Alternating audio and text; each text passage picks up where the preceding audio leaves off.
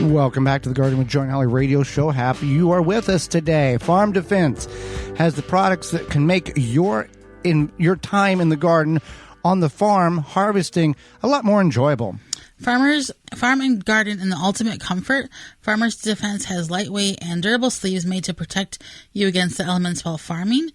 Farmer sleeves offer unparalleled protection of arms and skin for any farmer, gardener, or outdoor worker. Say goodbye to irritated skin and sunburns in the garden. Their sleeves offer cooling comfort and protection against the elements outdoors, an alternative to thick clothing. Farmer's Defense is made of wicking material with UBF protection factor of 50 plus to protect you from allergens and scratches. You can find all their great products and more at farmersdefense.com. So when it comes to the internet can be a wonderful tool or a very dangerous accessory. They have computers on the internet on the computer. You messed the joke up.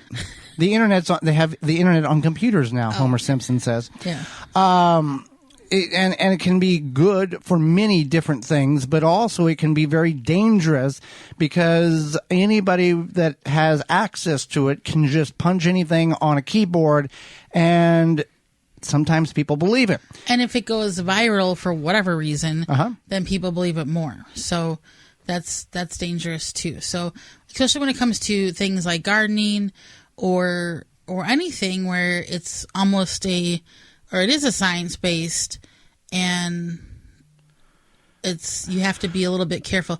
Now, with everything, you have to be super careful, no, but if you are trying to invest your time wisely in gardening, you want to be careful. Right. So 50 to 60% of the people with a keyboard, they put out information because they just don't realize it's incorrect. This is my opinion. This is my statistic. So take that for what it's worth. I think about 50 to 60% of the people share information because that's what they were told. And they just, hey, somebody's looking for it, I'll share it.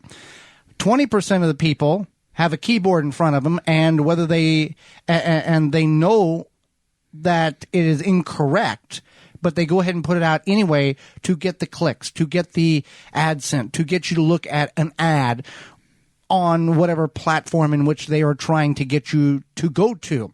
So keep that in mind. When people throw something out, make sure it's a trusted source. Make sure you trust the person or trust where you can find it. And I've told it on this program, not this year as well as past years. We have a platform here in order to help you grow a garden better. We do this in order to make your experience more enjoyable, and do check what we have to say. Double check, triple check what we have to say to make sure that we are telling you the correct thing. Well, right, and that's something that's important to us, is just making sure we're using smart resources and reliable resources, and not just like, this person Katie down the street with her garden blog said that aphids don't like, because every time you click on her site, she gets a nickel for the ads. Right, exactly. So let's see how many we can get through here. Okay, so the one that is your favorite is the potato tower. Potato tower. The concept is you take 4 square feet, you build a box, you fill it with soil, you put potatoes at the bottom, and because they're indeterminate potatoes, they will grow 100 pounds of potatoes in a 4 square foot box that's 4 foot tall. This is a garden myth. This doesn't work, but boy, people like sharing this concept on social media. There's grow towers. This is you put one layer at the bottom, you fill it with soil, and they will and as the potatoes grow, you continue to add the sides and more soil, and by the time you're done, it will have grown out of the box, and you dig the box open, and there's 100 pounds of potatoes. There is a lot of videos on the internet of people building these and telling how wonderful it's going to be, and there is a lot of disappointing follow-up videos, or none at all, saying that they made 100 pounds because it's not possible. If you do this in layers, it is more feasible, where you do one layer, let them grow, put the soil down, put another layer, let them grow, put another layer, et cetera, et cetera. So you have multiple stories of potatoes in this tower, and you've got different layers growing. That is more, and you can do this in like a potato tower with straw and soil too. That's different. I think one of the biggest things is if somebody shows you something on YouTube or wherever. And nobody, not just that person, but nobody has a video showing the success. Right. That's the thing, is that if you see it on any social media platform, I would look for the results video or the success From video. somebody. Or, this is the amazing harvest I got. And I would probably look for more than one video, because people can deceive you or do whatever they want on social media. So they might have gone to the store and bought 50 pounds of potatoes and tossed them in the soil. Right. I certainly hope not. But yeah, I would just think about that. Yes, this seems too good to be true. There's one video about it and there's no follow-up. It is too good to be true. Using coffee grounds to acidify your soil. This is another very popular garden tip on social media that is incorrect. We fell for this. Well, I think it was coffee, though. Years and years ago, until we found the information out. Use coffee grounds. The grounds themselves the acidity has been brewed out of them. They do contain about 2% nitrogen, 0.5% phosphorus, 0.5% potassium after the brewing process. But the concept that you can acidify your soil, make your blueberries better, make your this better and that better, it does not hold any merit when it comes to scientists proving the acidity has been brewed out during the during the coffee making process. It's great food for worms. It's great organic material for your raised beds, your containers, your ground, but it does not change the acidity at all in your garden. Yeah, absolutely not. And that's something to remember, is that it's not going to have a huge impact. There's one that I've seen, I think pretty recently, is you take banana peels, you put them in water for a few weeks, right? Then that water will feed your plants, I think it's potassium. Yes. Yeah, potassium. Now, this is a great idea in theory. It's very popular. You might see it on certain quick social media videos. However, there's no science behind it. Will the water have more potassium in it? Yes. But it's so minuscule that it's not going to have an impact on your plants. Wasting it's better to just buy a fertilizer that has potassium than to do this whole route of doing the bananas. I mean, if it makes you feel good, I guess do it. Put the bananas in the compost or bury them in the ground. Yeah, put them in the compost. You could do it and then put the bananas in the compost and use it to water your plants if it makes you feel good. But like Joey said, you want to just purchase a potassium fertilizer. Epsom salt will is the fix to end all. Everything that's wrong with your garden, use Epsom salt and that will fix it. Epsom salt is magnesium sulfate. People will say, blossom in rot, add Epsom salt and water it in. Magnesium sulfate and calcium deficiency, which is what the tomatoes have at blossom in rot, are two different elements on the periodic table. And if you have element A and element B, which are very different, you can't add one to fix the other one. It doesn't work. So it doesn't fix the problem. What is occurring is you're adding Epsom salt, which is magnesium sulfate. The plant picks it up. It is an element in all plant life and human life. But you're watering, which is the deficiency that the plant is experiencing.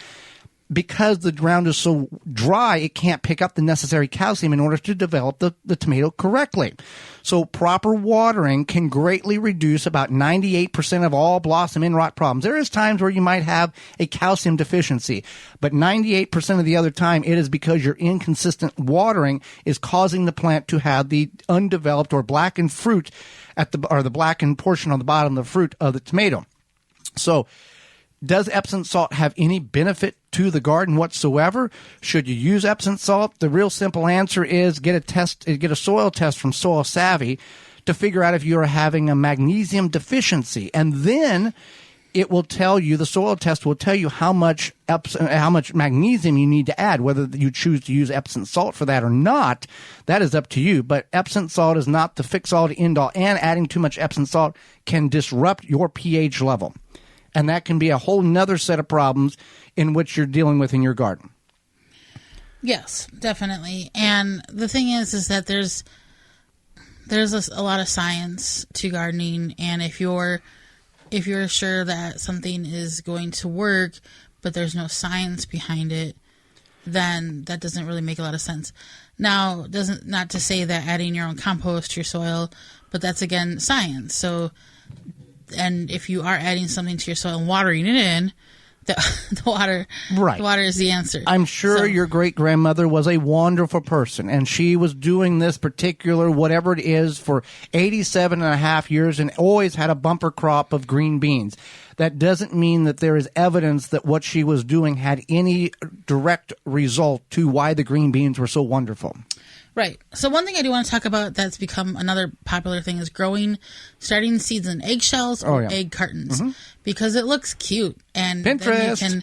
Then you can gram it, and yes, it does look cute. You can gram it, but then once that Instagram, people may not know what Instagram. I don't mean send it to your. That's why I say Pinterest, because okay, go ahead. I mean, you can send the picture to your Grammy, but it's Instagram.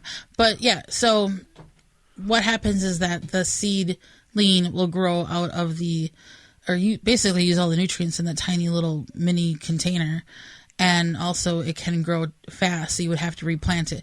Now, if you want to do that and you want to start your seeds that way, know that you should have to replant them. Right. So that being said, that's just some that we could do 2 hours on garden myths or bad social media gardening tips. Well, Holly, soon it'll be warming up, and you will want to make sure you enjoy your yard without sharing them with beetles and grubs. And phylum is the way to do it. With spring just around the corner, or technically it's here now, it's time to start thinking about the beetles and grubs in your garden or your yard. Grub Gone can be applied directly to the turf or garden around ornamentals and to control those grubs and lessen the impact that the beetles have on your yard this summer. Easy to use. Apply with a commercial spreader or irrigate it right into the soil.